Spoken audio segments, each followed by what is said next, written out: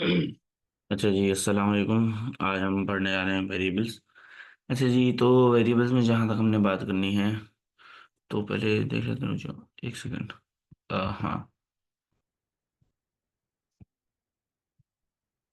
हाँ, तो वेरिएबल होते क्या है?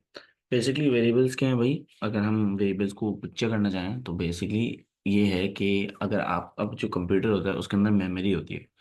अब मेमोरी के अंदर हम कोई टेम्परेरी स्पेस बना लें, उसको हम वेरिएबल कह रहे होते हैं। अब उस स्पेस को हम एक नाम देते हैं और उसके अंदर किसी एक टाइप का डेटा स्टोर करते हैं। सही है। अब वहाँ हम पहले से डिफाइन करते थे कि उस मेमोरी के अंदर हम कौन सा टाइप का डेटा स्टोर कर सकते हैं। उस डेटा के अलावा हम उस टाइप ऑफ डेटा के अलावा हम कोई और डेटा स्टोर नहीं कर सकते उसके अंदर। सही है।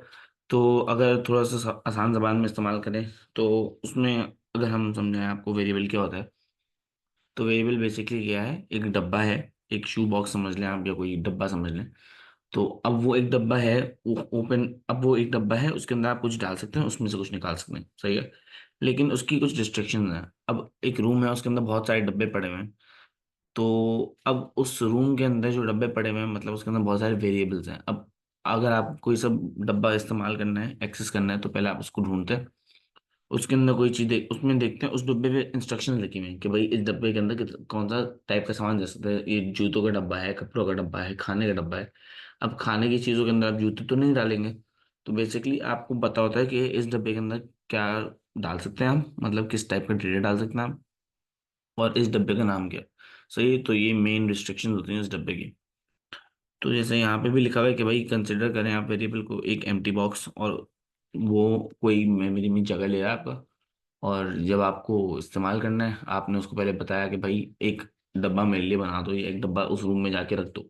सही है। आपने वो डब्बा जाके रखा। अब आपने कहा कि भाई वो डब्बा जो मैंने बताया था ना, उसके अंदर वो सिर्फ जूते डाल सकते हैं आप।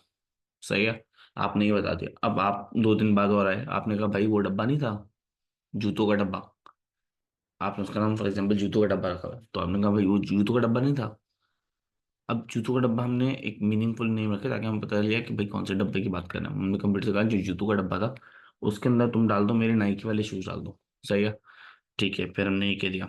अब हम 3 दिन बाद आए, हमने कहा भाई हमें वो नाइकी वाले शूज की जरूरत है, वो जरा ला के देना वाला डब्बा, जूतों के डब्बे में डाला था मैंने आखिरी, वो ला के दे दो मुझे। तो फिर हम वो जूतों का डब्बा ले आएंगे। अच्छा, ये कर सकते हैं। एक और चीज जो हम कर सकते हैं वो ये कर सकते हैं कि भाई हमने कहा कि भाई एक और बड़ा डब्बा है मेरे पास, उसके अंदर डाल, एक काम करो वो जूतों का डब्बा लाओ, उसमें से नाइकी के जूते जो है वो निकालो, और वो बड़े वाले जूते के डब्बे के अंदर डाल दो, उसके अंदर ज्यादा जगह है। तो वो वहां से नाइकी के डब्बे में से वो जूते निकालेगा और वो बड़े डब्बे में डाल देगा। अब उसके अंदर हो सकता है और भी जूते हों, या एक ही जूता और पड़ा हो, या खाली हो बड़ा डब्बा। वो हमने पहले से बनाया हुआ था, वो पड़ा हुआ था, हमें पता है दोनों डब्बे एग्जिस्ट करते हैं, हमने एक डब्बे से जाके दूसरे डब्बे में वैल्यू डाल दी। सही है। अच्छा, एक और चीज़ हम ये कर सकते हैं कि भाई हमने कहा भाई तुम्हारे पास नई जूता है, फॉर एग्जाम्पल आपका सही नई जूता है, एडिडास का जूता है। सही है। तो आप गए, आपने कहा भाई वो नाइकी वाला डब्बा, वो जूतों का डब्बा नहीं था, जो मेमोरी, जो हमने मतलब डब्बा रखा था रूम में मेमोरी के अंदर, वो लाओ और उसके अंदर से जो पुराना जूते थे वो निकाल दो, नाइकी वाले निकाल दो, और ये एडिडास वाले डाल दो। सही है। तो हम ये काम भी कर सकते हैं। अच्छा जी, ये हमने समझ लिया। अब अगली स्लाइड देख लेते हैं। अच्छा जी, अब हम बात कर लेते हैं नेमिंग वेरिएबल्स की। अब हमने कहा भाई, हमने उसको कह दिया कि जूतों का डब्बा है। सही है। लेकिन अब हम कुछ भी नाम नहीं रख सकते, मसला ये है। सही है। क्योंकि अगर आपने कह दिया भाई 593263, ये डब्बे का नाम है, 2 दिन बाद अब भूले पता नहीं क्या नाम, क्या नंबर डाला था मैंने, मैं मुझे तो वाला सामान चाहिए, मैं कैसे मंगवाऊँ? या अगर कोई और बंदा है, आपने उसको बोला कि भाई ये वाला नंबर, ये डब्बा है एक डब्बा है, वो पड़ा हुआ है वहां पे, ऐसे 50 और डब्बे हैं, उन डब्बों में से एक डब्बा ले आओ मेरे लिए वाला। तूने नाम बताया, वो वहां तक जब तक गया वो भूल गया। तो सबसे पहली चीज जो हमें ख्याल रखनी होती है नेमिंग वेरिएबल्स के दौरान, कि वो मीनिंगफुल होने चाहिए। मीनिंगफुल मतलब उनके नाम में ही जाहिर हो जाए कि उसमें क्या है, किस टाइप की चीज़ है। फॉर एग्जाम्पल, अगर आपने एक वेरिएबल बनाया जिसके अंदर आप नंबर्स डालेंगे, तो आपने उसका नाम रख दिया num1 या num2, कि पहला नंबर, ये दूसरा नंबर, या स्टूडेंट मार्क्स, मतलब मार्क्स डालेंगे स्टूडेंट के इसमें। सही है, इस तरह का कुछ नाम रखते हैं, ताकि जब आप प्रोग्राम में आप प्रोग्रेस कर रहे हो तो आपको याद रहे कि आपने क्या नाम रखा था, और आप किस तरह उसको एक्सेस कर सकते हैं, उसको इस्तेमाल कर सकते हैं, उसके अंदर की वैल्यू चेंज कर सकते हैं, वो कहीं और इस्तेमाल कर सकते हैं। सही है। तो उसके लिए आपका जो नाम होना चाहिए वो मीनिंगफुल होना चाहिए। दूसरी बात ये कि आपका जो नाम होना चाहिए वो नंबर से शुरू नहीं होना चाहिए। वन नम नहीं हो सकता, num one is correct, one num पे एरर आ जाएगा बेसिकली। सही है। तो ये बुरी प्रैक्टिस है, ये अलाउड नहीं है हमारे सिलेबस में कि हम भाई वन टू थ्री करके कोई नम, किसी भी नाम, हम लेटर इस्तेमाल कर सकते हैं, देखो लेटर भी इस्तेमाल कर सकते हैं और नंबर भी इस्तेमाल कर सकते हैं, लेकिन नंबर से शुरू नहीं कर सकते नाम। सही है। तो can't start with a number. सही है। ये हमने यहाँ पे पढ़ लिया कि भाई के can't start with a number. और हमने को नहीं, क्या हो गया, सॉरी। हाँ।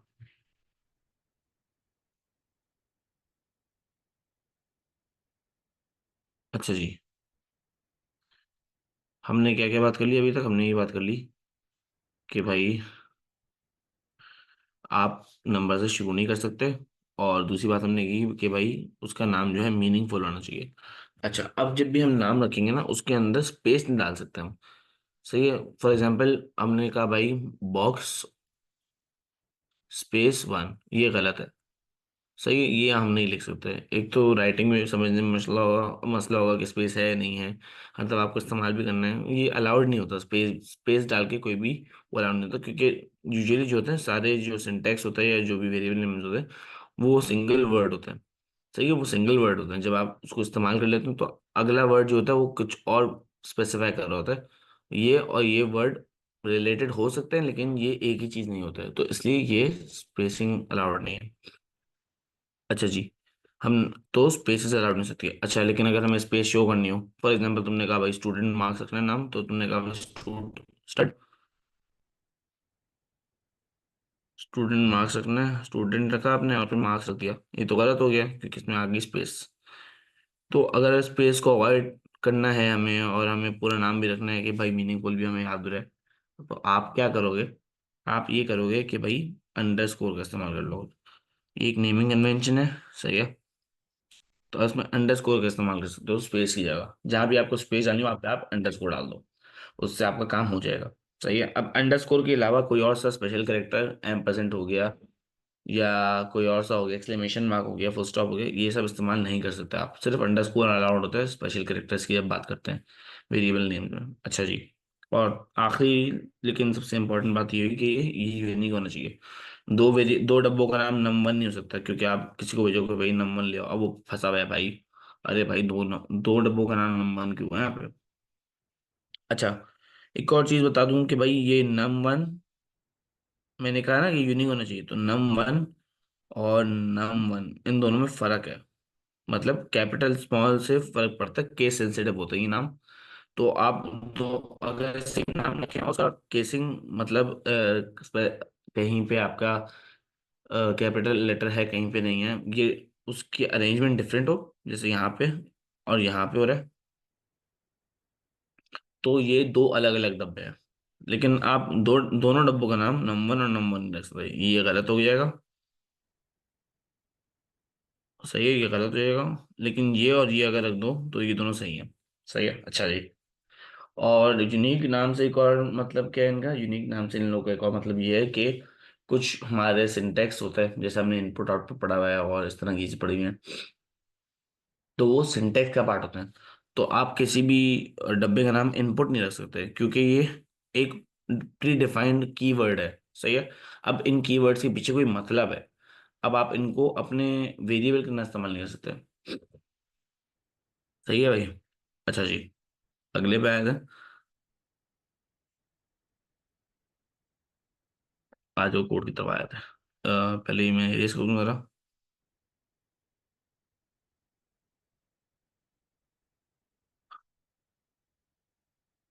फिर आगे बढ़ते हैं।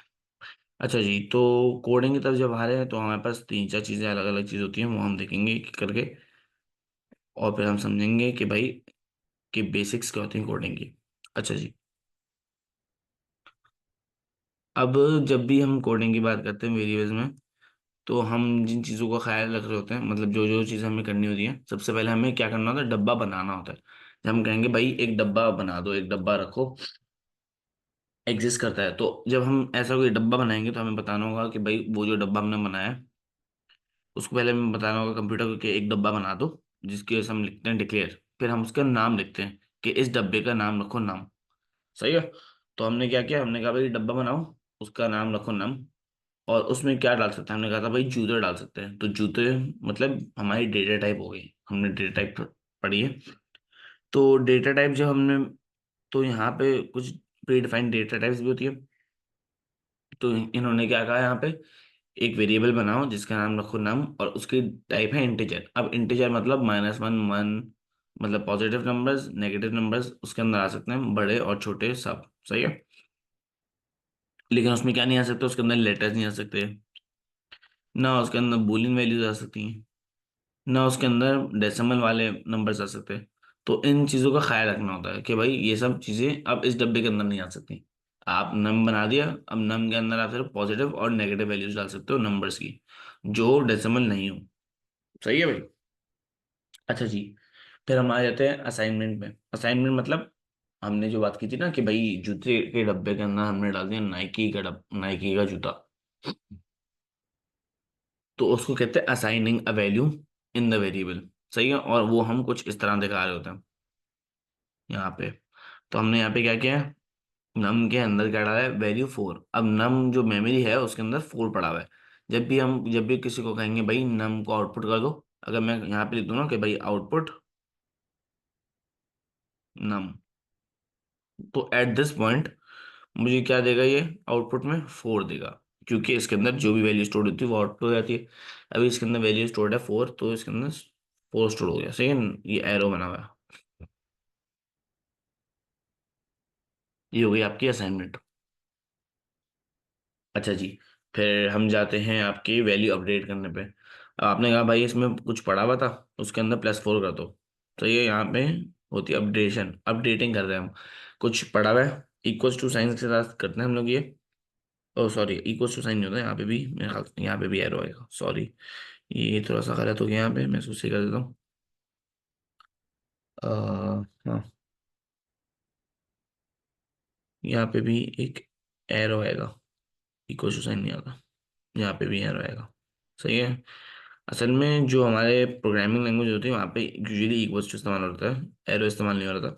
लेकिन अभी हम सूडो कोड की बात करें, और सूडो कोड कौन सा, जो हमारे सिलेबस में स्पेसिफाइड है, मतलब सिलेबस में specified as an O level A level syllabus जो है हमारे पास, उसमें स्पेसिफाइड है। तो उसमें जो है हमारे पास क्या होता है, उसमें हमारे पास होता है एरो, इस काम के लिए, इक्वल्स टू किसी और काम के लिए इस्तेमाल होता है। तो यहाँ पे क्या हो रहा है, बेसिकली यहाँ पे ये हो रहा है कि भाई हमने नम के अंदर वैल्यू, जो भी वैल्यू थी नम के अंदर, जो भी वैल्यू थी उसके अंदर क्या किया, नम की वैल्यू +4, नम की वैल्यू थी आपके पास 4, +4 करा, और अब नम के अंदर हमने वापस स्टोर करवा दिया। सही है। तो नम के अंदर हमने वापस स्टोर करवाया असाइनमेंट ऑपरेटर से। ये जो एरो होता है उसको हम असाइनमेंट ऑपरेटर कहते हैं। तो उसके अंदर वैल्यू 8 स्टोर होगी। तो अगर हम अब करेंगे इसको आउटपुट, तो यहाँ पे 8 आएगा। सही है। पहले क्या था, 4 था, 4 के अंदर हमने क्या किया भाई, हमने कहा भाई जो वैल्यू है नम के अंदर उसको प्लस कर दो 4 से। जो भी वैल्यू जो थी हमारे पास वो थी 4, 4 + 4 हमारे पास 8 हो गया। अब हमने कहा कि उसको नम के अंदर वापस स्टोर कर दो, तो जब हमने नम के अंदर वापस स्टोर किया, तो हमारे पास 8 स्टोर हो गई उसके अंदर। सही है। तो हमारे पास नम के अंदर पड़ा हुआ 8। अच्छा जी। अब आपको मैंने कहा था कि भाई, हमने कहा कि भाई एक और डब्बा है, और बड़ा डब्बा है जूते का, उसके अंदर बहुत सारे डब्बे शायद कुछ और पड़ा हुआ हो पहले से, उसके अंदर हमने ऐड कर दी चीज़। तो बेसिकली जो हमने अपडेटिंग में काम किया, वही मैंने यहाँ पे किया। अब ये दूसरा वेरिएबल है सम नाम का, उसके अंदर बड़ी हुई 5 वैल्यू फॉर एग्जाम्पल। अब हमने क्या किया, हमने कहा भाई 5, सम के अंदर क्या था, 5 +4, बल्कि इस पे है हमारे पास 8 है। सही है। 5 + 8 करा हमने यहाँ पे, और इसका आंसर जाके स्टोर हो गया सम के अंदर। तो यहाँ पे ये काम हो रहा है, यूजिंग और अपडेटिंग बेसिकली एक ही काम है। इसको बस यहाँ पे सिर्फ ये फर्क है कि ये अपने अंदर ही ऐड हो रहा है, और यहाँ पे ये किसी नए वेरिएबल के अंदर ऐड हो रहा है। ये सिर्फ समझाने की हद तक अलग है। सही है। इसको साफ करके बढ़ते हैं आगे।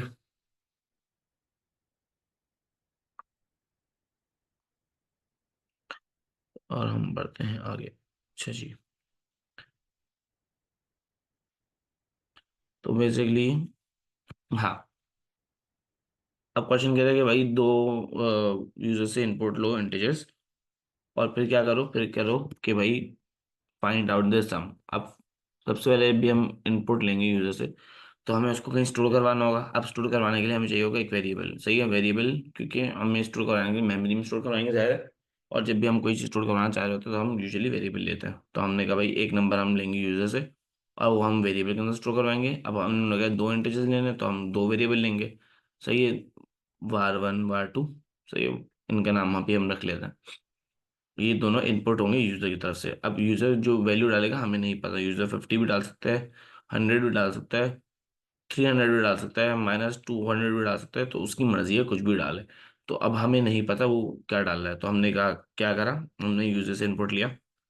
सही है, और यूजर से इनपुट लिया हमने, और फिर उन्होंने कहा कि सम फाइंड आउट करना है। अब सम फाइंड आउट करने के लिए हमें एक और वेरिएबल चाहिए होगा, इसका नाम हम लिखेंगे सम, और इसकी वैल्यू, और इसकी वैल्यू को प्लस करके इसके अंदर स्टोर करा देंगे। तो अगर हम कोडिंग की तरफ आए, तो अब हमने कहा कि हमने सोच लिया भाई इस क्वेश्चन में करना क्या है। सही है भाई। तो इसको ज़रा मैं हटा दूं यहाँ से। हाँ जी। तो हमने क्या किया, हमने कहा भाई हमने कर लिया ये काम। हमने कहा भाई हमें कितने डब्बे चाहिए, तीन डब्बे चाहिए। एक नम का, दूसरे नंबर का जो हम यूजर से लेंगे, और एक इन दोनों को ऐड करने के लिए सम का। तो हमने कहा भाई declare number and num2 as integers. सही है, पहला काम हमने कर लिया कि दो डब्बे बना लिए जिसमें हमें यूजर का इनपुट चाहिए। इस तरह करके भी लिख सकते हैं। हमने एक का पढ़ा था, जैसे हमने सम का पढ़ा है, यहाँ पे हम सेम, सिंस हमारी डेटा टाइप जो थी सेम थी, तो हमने दोनों एक साथ बना ली। सही है, तो ये वाला सिंटैक्स जो मैंने लिखा है ये अलाउड है। अच्छा जी, फिर हमने क्या किया, हमने कहा एक और डब्बा बनाओ जिसका नाम है सम। सम के अंदर हमने क्या डालना है, इंटीजर डालना है। सही है, फिर हमने भाई अब यूजर को थोड़ी पता करना क्या है, तो हमने यूजर को बताया कि भाई आउटपुट क्या है। हमने स्क्रीन पे आउटपुट किया, क्या आउटपुट किया कि एंटर द फर्स्ट नंबर। सही है, अब यूजर से हमने कहा कि भाई पहला नंबर एंटर करो, और फिर हमने कहा भाई इनपुट नंबर जो भी। अब ये क्या करेगा, ये एक ब्लैंक स्पेस दे देगा यूजर को। अब यूजर यहाँ पे नंबर डाल देगा, फॉर एग्जाम्पल उसने डाल दिया 50।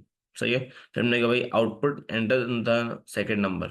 सही है, ये हमने यूजर को शो करवाया, और फिर हमने उसको एक ब्लैंक मतलब एक ब्लैंक को दे दिया कि भाई कुछ एंटर करो यहाँ पे। तो उसने यहाँ पे डाल दिया 51। सही है, हमने अपने एंड पे कैलकुलेशन क्या की, सम इक्वल्स टू num1 + num2। अब सम जो है, सम के अंदर वैल्यू हमें नहीं पता, कुछ भी नहीं है अभी फिलहाल। तो और अगर हम किसी वैल्यू को अपडेट कर देते हैं, ये गलत है, इसको एरो बना देना। सही है, तो सम के अंदर हमने कर दिया num1 + num2। अब सम के अंदर कुछ भी वैल्यू होगी पहले से तो वो हट जाएगी, लेकिन इस केस में कुछ भी वैल्यू नहीं थी, अपडेट हो जाती वैल्यू हमेशा। कुछ भी पुरानी वैल्यू तो उसके ऊपर नई वैल्यू आ जाती है। लेकिन इसमें कुछ वैल्यू नहीं थी, गार्बेज वैल्यू थी, क्योंकि हमने इसको सिर्फ डिक्लेयर किया, इसमें हमने कोई वैल्यू स्टोर नहीं करवाई। अब क्या हुआ यहाँ पे, हमने कहा भाई num1 + num2। num1 के अंदर था हमारे पास 50, num2 के अंदर हमारे पास था 51। तो सम के अंदर हमने इसको सम किया, तो हमारे पास आ गया 101। अब ये 101 जाके सम के अंदर स्टोर हो गया, और यहाँ पे आउटपुट हो गया। तो हमारे पास एंड में क्या आंसर आएगा, 101 शो हो जाएगा स्क्रीन पे। तो भाई आज के लिए इतना ही। आज की क्लास में वेरिएबल्स कवर किए। सही है, और वेरिएबल्स कवर हो गए हमारे। अब अगली क्लास पर हम उसके आगे क्वेश्चंस देखेंगे कि अगर अगर हम अभी जो हम आगे चीज़ें पढ़ेंगे, इफ स्टेटमेंट्स पढ़ेंगे और इस तरह की चीज़ें पढ़ेंगे, तो उसमें हमारे पास वेरिएबल्स का अच्छा खासा काम होगा। तो ये बिल्कुल बेसिक चीज़ होती है, वेरिएबल जो होती है, और बहुत काम आती है। तो इसको ज़रा ध्यान से पढ़ना है, और इसकी थोड़ी सी ज़्यादा प्रैक्टिस अपने एंड पे भी करनी है, ताकि आपको समझ आता रहे कि आगे जाके हम जो भी क्वेश्चन कहते हैं उसमें क्या हो रहा है। और ये हम करते थे।